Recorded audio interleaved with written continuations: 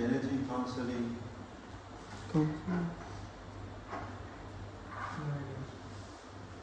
Genetic counseling actually is a communication process between consultant who give the counseling and counselor who came to the actually genetic counseling office. A consultant is a person who seeks genetic counseling, and counselor is an individual who gives the genetic counseling. Usually, some individual may have some concerns about the developing a genetic disorder or transmitting a genetic disorder to their offspring, and they come to the office to have some information, and based on this information they can make a decision about their future. If they want to have, for example, get to marry each other, or if they want to have a child, they, based on this information that we give to them, they can make a decision. For prevention of actually genetic counseling, we have the prevention of genetic disorders. We have genetic counseling at the beginning itself. This genetic counseling can be in adults, in premarital, preconception, prenatal, or neonatal. And the second step of the prevention is doing the genetic screening and genetic testing, which included prenatal genetic diagnosis, pre-gestational genetic diagnosis, neonatal or newborn screening, pre-symptomatic test, conformational or carrier testing. And also the next step is the treatment of genetic disease and also education. The reason for genetic counseling in adults usually is mental retardation, the history of the hereditary disorders, history of known or suspected genetic condition, like blindness, deafness, or development of degenerative disease, or pregnancy planning. For prenatal genetic counseling, the reason for genetic counseling is age of the mother, more than 35 years old, and also abnormal prenatal screening, history of known or suspected disorder, birth defect, exposure to suspected pathogen, mother with medical condition like hypertension or diabetes mellitus, 2 or more pregnancy loss, and parents who are blood related, and if they have ethnic background related to risk of some genetic disorders. In the pediatric genetic counseling, the reason is abnormal newborn screening. The reason for genetic counseling, abnormal newborn screening, child with 1 or more birth defect, abnormal growth, mental retardation, blindness, deafness, suspected genetic or chromosomal abnormality in the family, and also family history of some genetic disorders. What happened in genetic counseling session? The first thing you do in the genetic counseling is gathering some information about that family who is at risk for genetic disorders. As much as possible, you must have information of that family, Then maybe at the first session, the disease that they are asking for genetic counseling, the disease is not a common disease. Maybe your information is not enough about that disease. You need to investigate about that disease, what kind of the disease they have, how is the pattern of inheritance, how we can calculate the risk for them, and then investigate about the problem. And next step, evaluate the information about that disorder or disease in their family, about the family history. Maybe you get some physical examination, or you do some tests for that family, and then analyze this investigation, analyze these results, and you assign the pattern of inheritance, what kind of inheritance they have, the disease have, and then analyze this information, and then share this information with the family, and review the available options, and provide some support for that family. For example, if there is some clinics, or if there is some support groups, if there is some brochures about that disease or disorder, we can actually provide that information for them. And then follow up is actually genetic counseling for next sessions. Essential component actually in genetic counseling is, the first thing is history and pedigree analysis or pedigree construction, and then doing some clinical examination, doing some actually confirmatory diagnosis like clinical exam, radiology, biochemical test, genetic test, and then calculation of the recurrent risk, then counseling, and providing available options for them, and then actually follow up the result of these counseling. Usually we say genetic counseling is supportive. It means you need to provide some supports for that family to answer the question. And is non-directive. What does it mean?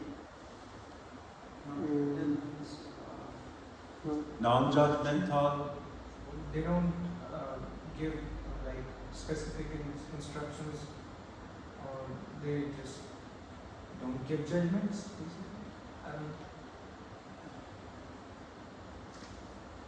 Can you have more explanation of that? Basically, if someone, like a couple, they want something specific about,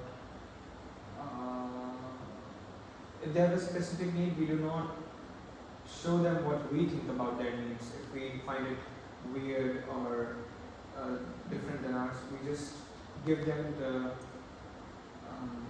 right instructions around, like we just give them the knowledge about what will happen if you take. Like we just give them that thing. Otherwise, we don't make any, decisions for them. Yeah. They can make decisions themselves. Yeah. We just need to inform them of the risks and everything.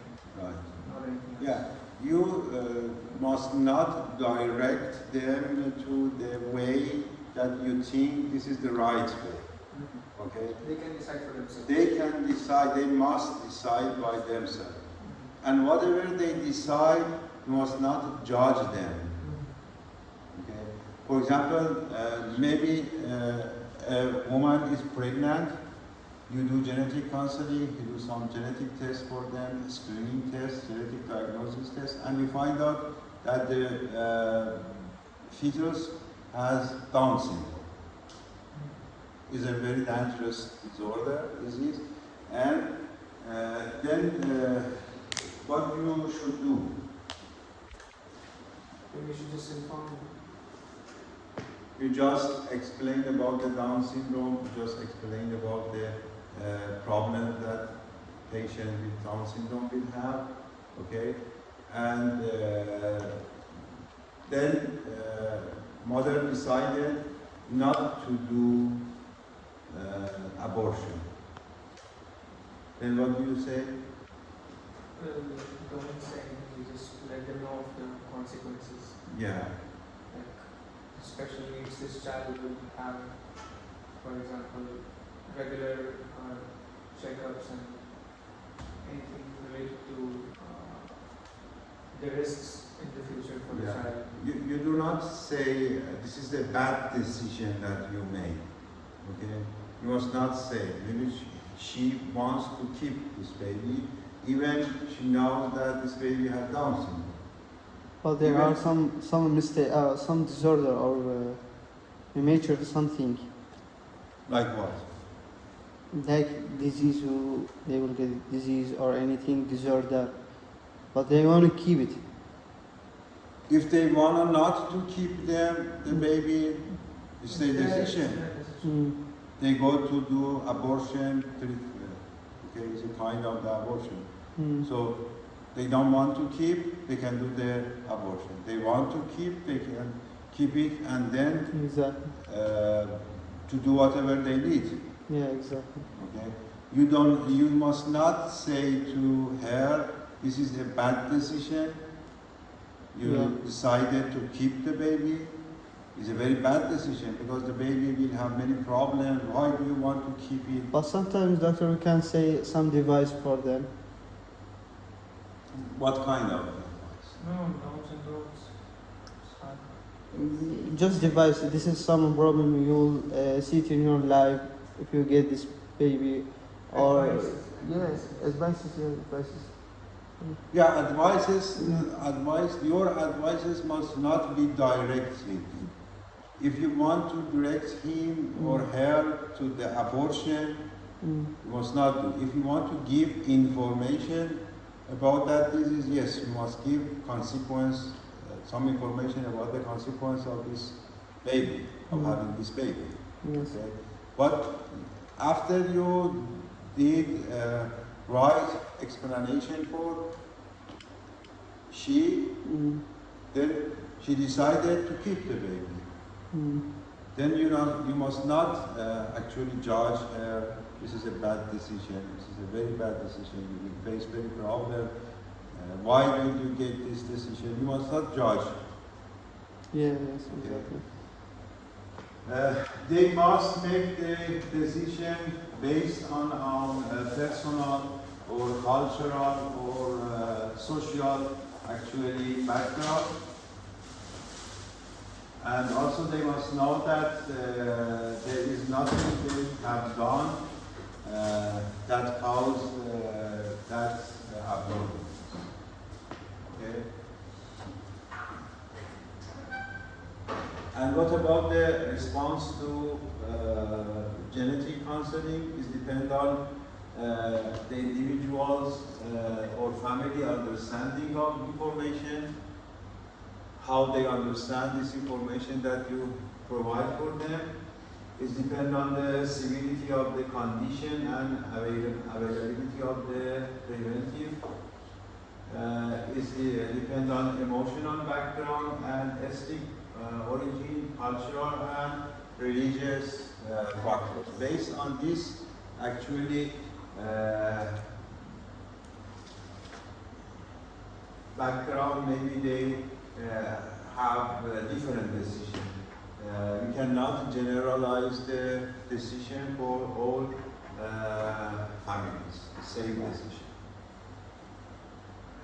As we say, for the genetic counseling, we need to talk about we need to have information about the patient, about the disease, and about the entire family members.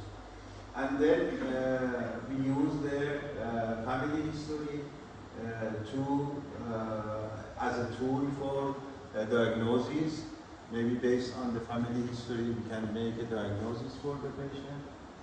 We can actually help them to consider the genetic test or not.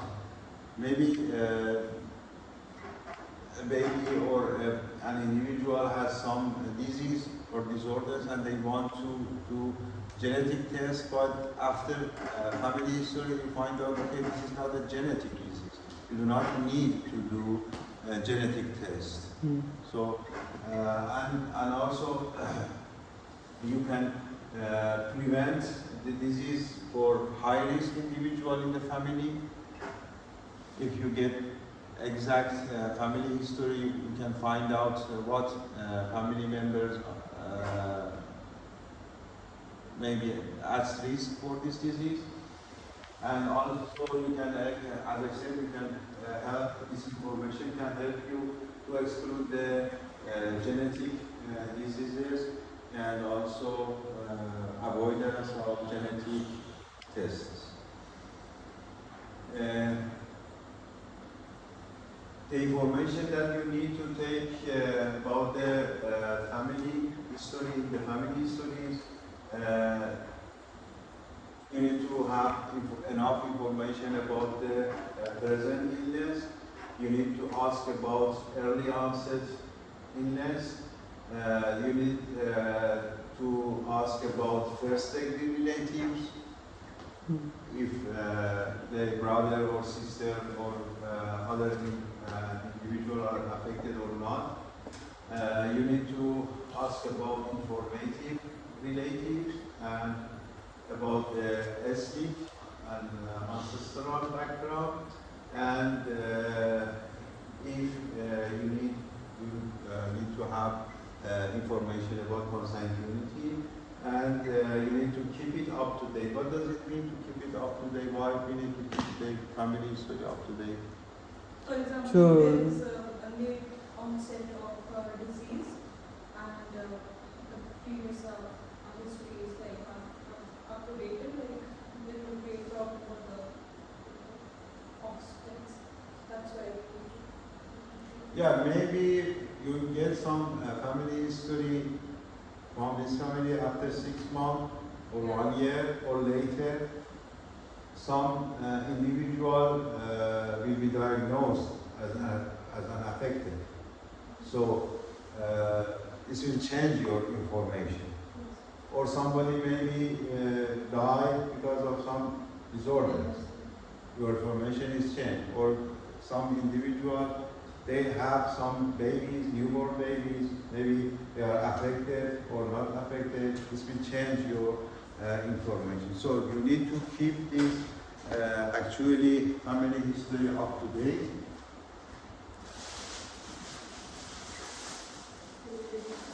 We need to collect family history from at least 3 generations, and we need to write down the name and ages of each individual. We need to know about the ethnic background. We need to know about the health status, age of death and cause of death, and also we need to know about the pregnancy outcome. When we get this family history, maybe some families are high-risk family. We call them as high-risk family. It means red flags actually from this family history. If they have multiple members, family members who are affected, if they have cancers, more than common in general population, if they are from specific ethnicities, maybe some genetic disorders are more common in some ethnicities. If they are blood relative, they have birth defect, they have mental retardation or developmental delay, or they have unusual physical features, then they are at risk. If they have chromosomal or genetic abnormalities, blindness, deafness, neuromuscular disorders, metabolic disorders, they have problems with reproductive, and they have unusual common disorders like hypertension, like diabetes. Maybe some of these disorders are common in some families more than other population. And if they have sudden premature death in healthy individuals, so these families are high risk family. Then you draw a pedigree. We are going to talk about what is the pedigree and how to construct a pedigree and how interpret a pedigree. What is the pedigree? It's a flowchart of ancestry.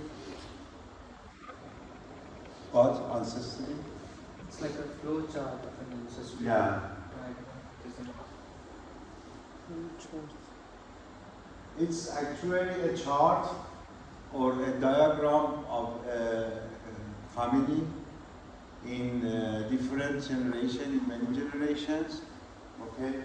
And we use some symbols to draw a pedigree. By this, using these symbols, we understand about the sex of each individual, either they are male or female.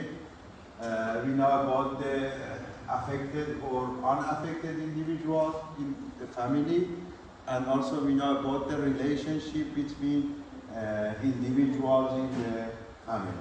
We use this actually pedigree to analyze and to actually use this as a tool to diagnose and to analyze and to calculate the risk and how to disease is transmitted and what is the pattern of inheritance. But this pedigree is usually useful when we have large families.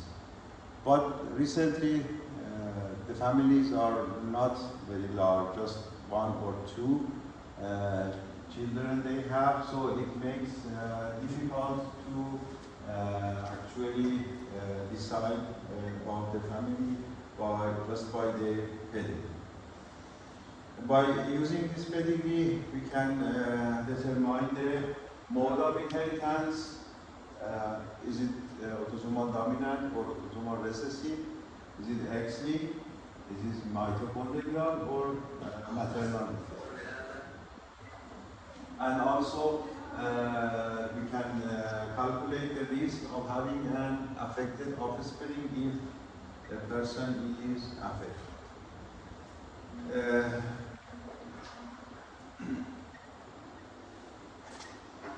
As we said,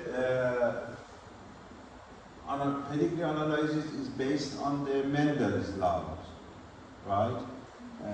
But Mendel actually used the plant for this law. He was able to control his process, mating this plant, for example, with the other one, that plant with the other one, that plant. But in human, we cannot have this kind of the mating. So we need to have information based on what the pedigree has. Okay. So it's not an experiment. It's not a natural experiment for us. Based on what they have, then we can have information. We need to find out individual who has unusual traits. We need to examine the relatives as much as possible, and we need to determine the mode of inheritance. As I said, we use some symbols to draw a pedigree. Maybe you know about some of these symbols, but we are going to review them quickly. We're going to have a quick review on these symbols. You know about the male and female in the pedigree, healthy male and healthy female, right? What is this one? Yes.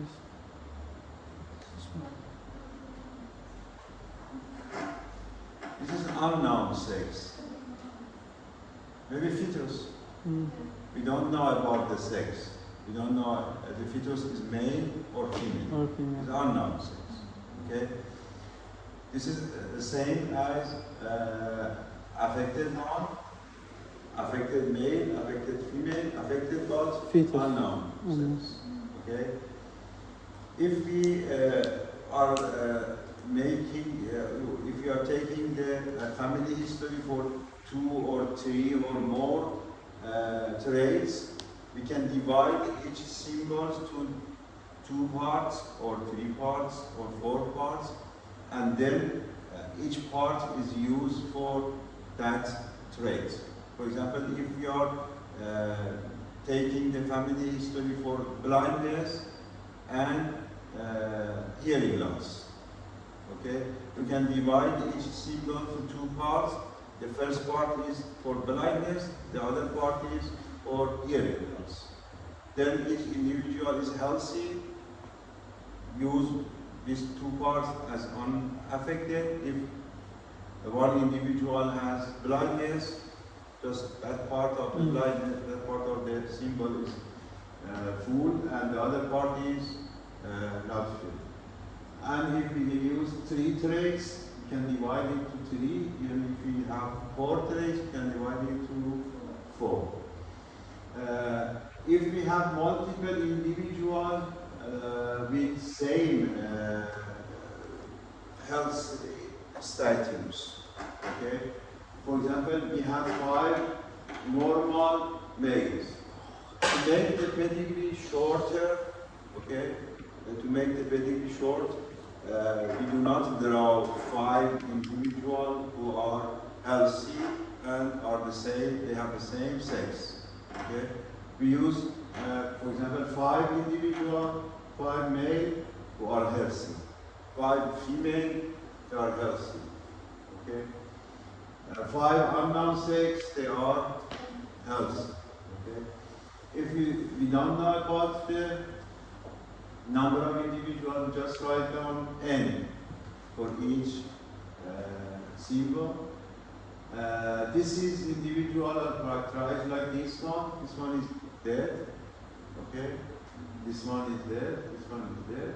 If we have a stillbirth, just write down stillbirth. Okay. At the age of 28 weeks. Okay.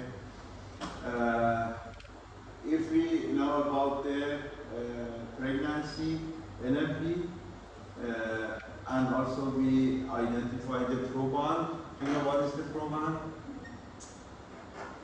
The proband is the individual in the pedigree who is affected. Okay? For example, one person comes for genetic counseling, and he said, okay, my brother is affected. Okay? My brother is affected. The counseling is done because of this affected individual. This is a proband. Okay?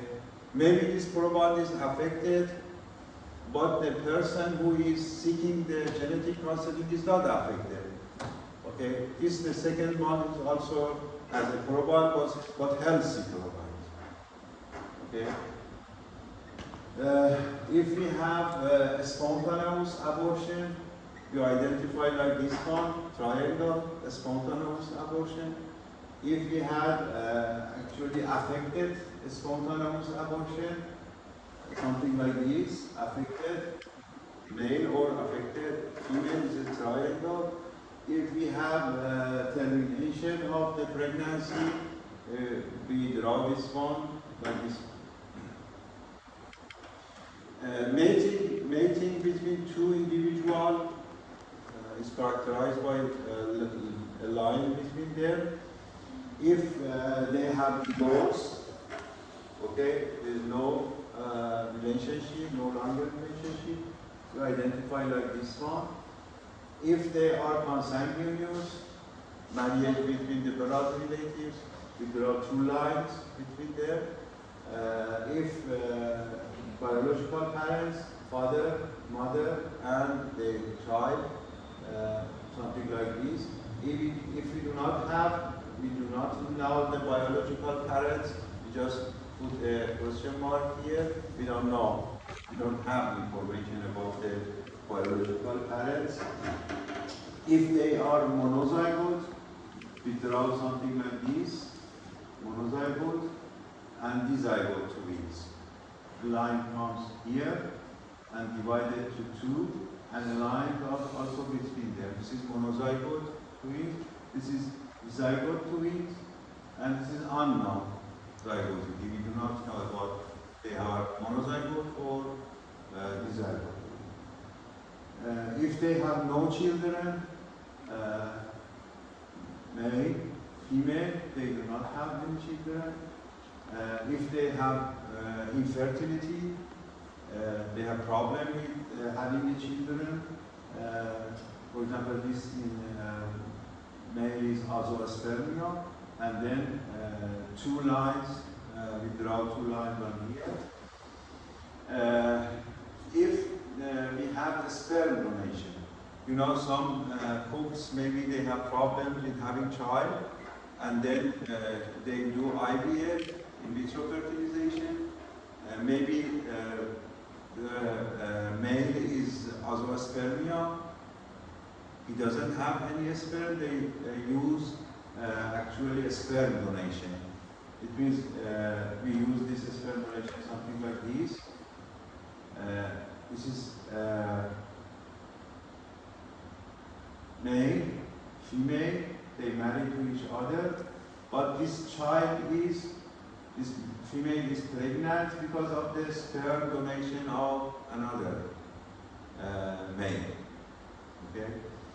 If we have ovum donation, it means female has problem with ovulation, they use ovum from another individual, they have a child which ovum is from another female. Sometimes they have problem with keeping the fetus in the uterus. They use another uterus as a surrogate mother, and then we use S as surrogate mother. Okay. ببخشید دکتر اتوبوس اومد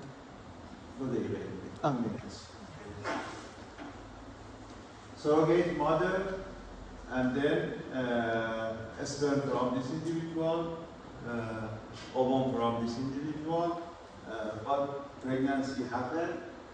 The fetus is growing up in another female's uterus. And sometimes we have both surrogate mother and ovum donation. Surrogate mother and ovum donation. We identify something like this is a pedigree, a single pedigree, and the first thing that we identify in a pedigree is generation. We write down the generation left side. 1, generation 1, 2, 3, 4. Okay? And then number each individual in each generation from left to right. Generation 1, individual 1, 2. Generation 2, individual 1, 2, 3, 4, 5. 3, 1, 2, 3, 4, 5, 6, 4, individual 1. From now, if we want to address each individual, just say about the generation and the number of person on that generation. Generation 2, number 3. Generation 3, number 4 is affected. Okay, let's continue for the other slides for tomorrow.